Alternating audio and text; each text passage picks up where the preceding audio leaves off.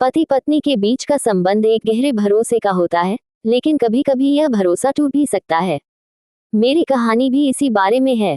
हम दो भाइयों में इकलौती बहन थी और हमारे पापा एक रसूखदार परिवार से थे। हमें किसी चीज की कमी नहीं थी। 12वीं पास करने के बाद मुझे कॉलेज में दाखिला दिलाया गया। यही मेरी मुलाकात अमित से हुई। पहली मुलाकात अजीब थी। अमित ने मेरे लिए फॉर्म जमा किया और गायब हो गए। 3 महीने बाद मैं फिर से अमित से मिली। हमें पता चला कि हमारे पापा अच्छे दोस्त थे और अमित के साथ मेरी दोस्ती गहरी हो गई। 5 साल बाद ये दोस्ती प्यार में बदल गई, लेकिन हम दोनों ने कभी अपने प्यार का इजहार नहीं किया। अमित की नौकरी लग गई और फिर मेरी भी। हम दोनों एक ही शहर में काम करने लगे। हमारे पापा भी एक दूसरे को जानते थे और अमित अक्सर मेरे घर आता था। मैं अमित के करीब आना चाहती थी, लेकिन वह हमेशा शादी का इंतजार करने को कहते।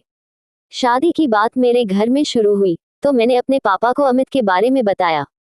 पापा ने कोई प्रतिक्रिया नहीं दी, लेकिन शाम को मेरे बड़े भाई ने मुझे जोर से थप्पड़ मार दिया और कहा कि मैंने गलत किया है।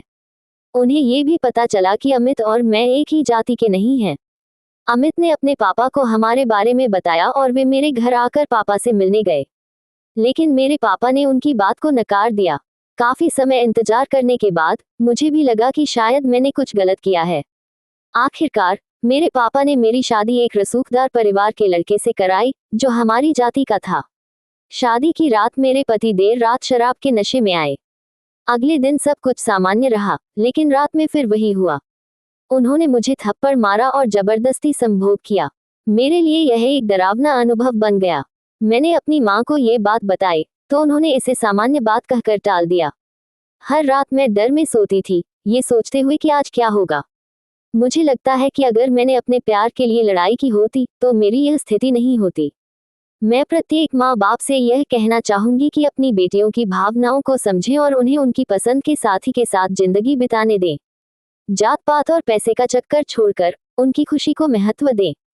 तभी आप सही मायने में अच्छे माँ बाप कहलाएंगे, क्योंकि आपकी खुशी आपके बच्चों की खुशी में है, न कि इस समाज में जो जाति की वजह से आपको आंके।